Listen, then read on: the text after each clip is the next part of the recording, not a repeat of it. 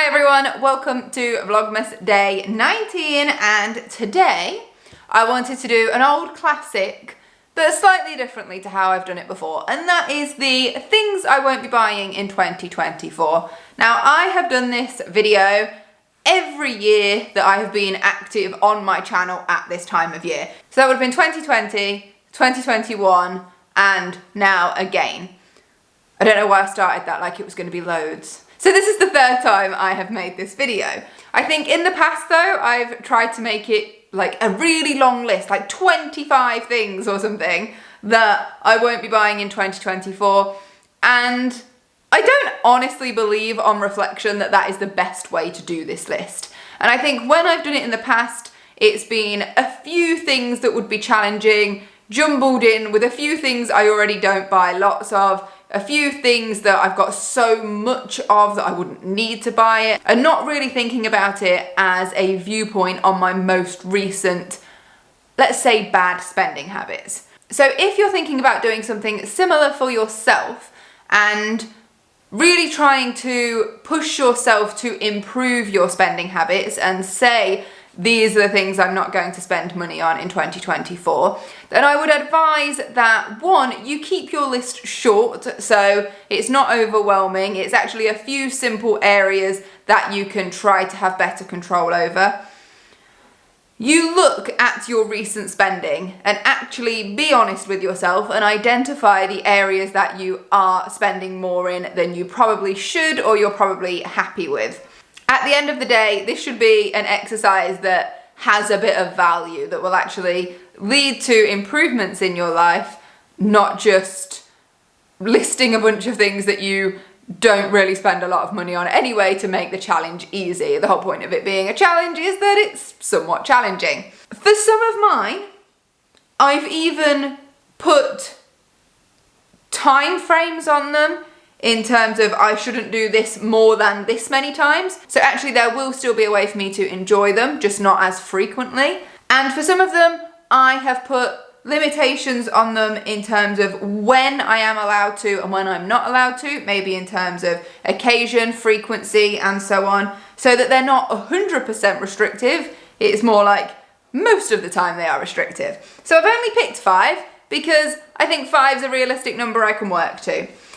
So the first one is to not buy expensive drinks when it's not a special occasion. So when I go out for dinner with my best friend, which is granted probably about once a month, I've been tending to lean towards buying fancier drinks, expensive mocktails. Now the place we go to most often, their mocktails right now are £8 a go.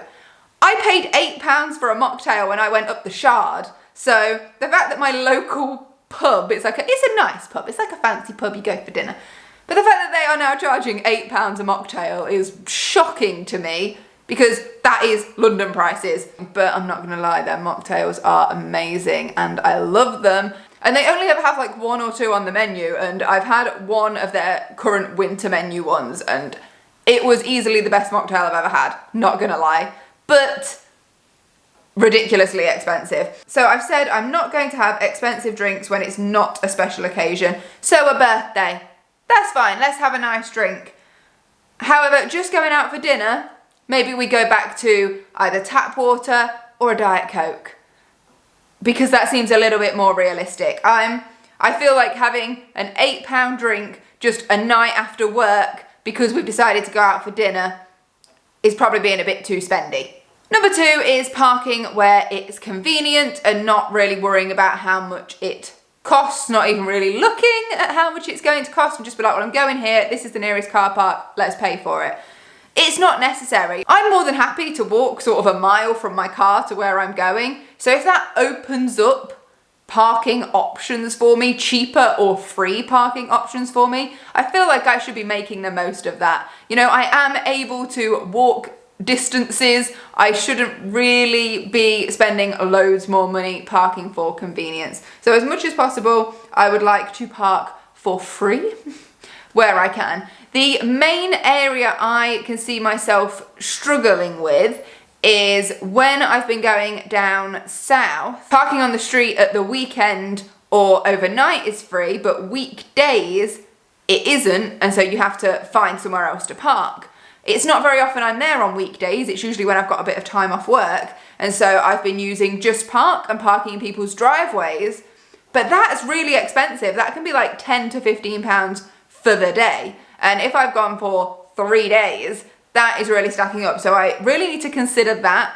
But otherwise, I don't think there's really much of an excuse for me to pay like the most expensive parking, because it's convenient when I can drive out a little bit.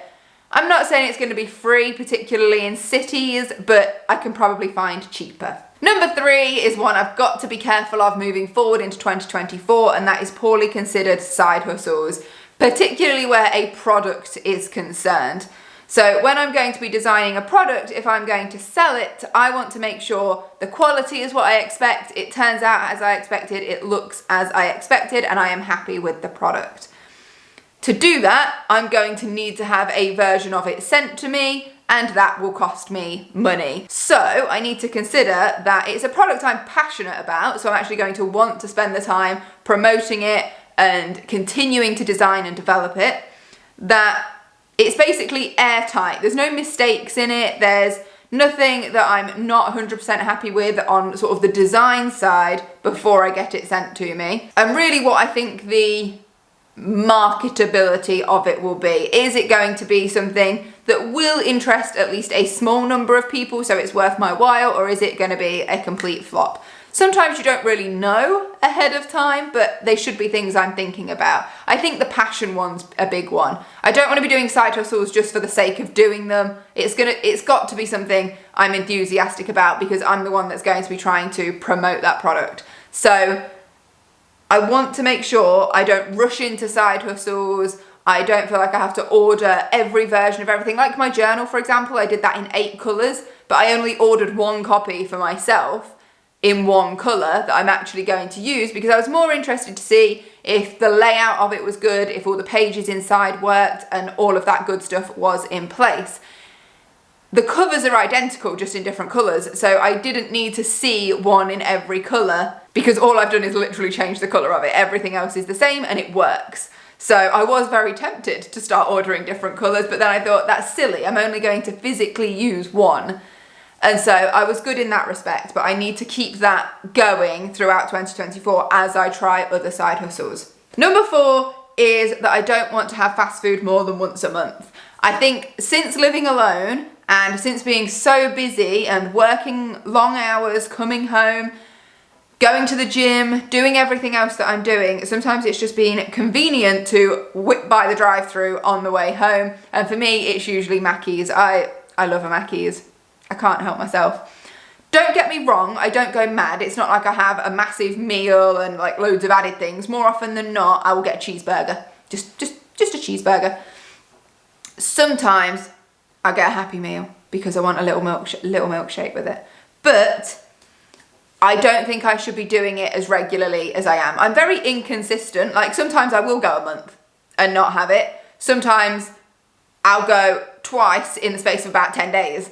And so that's the thing I want to get past. So I think letting myself go once a month, sort of, it gives me a little bit to look forward to, because I do love a Mackey's, but I think I just need to tighten the screws on that. And number 5 I've talked about before in the context of my skin, and that is miracle products, because I've now started on my hair.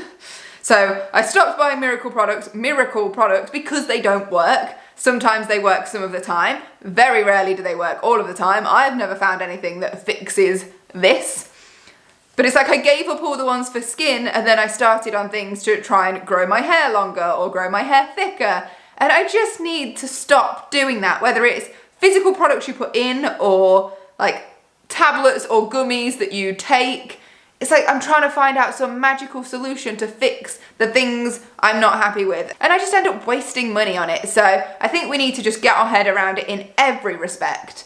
Not just skin, but these miracle products miracle products, they don't exist, and to stop wasting money on things that I think are going to fix me. So that's it. Those are my 5 areas that I've either been really spendy in over the last few months, or in the case of number 3, I anticipate I could be really spendy in and just need to keep an eye on next year. Let me know down in the comments, what are your more specific areas that you feel like you need to target going into next year, because you're already pretty spendy in those areas right now. That's all for this video. Thank you so much for watching. I will see you again tomorrow. Until then, take care. Bye.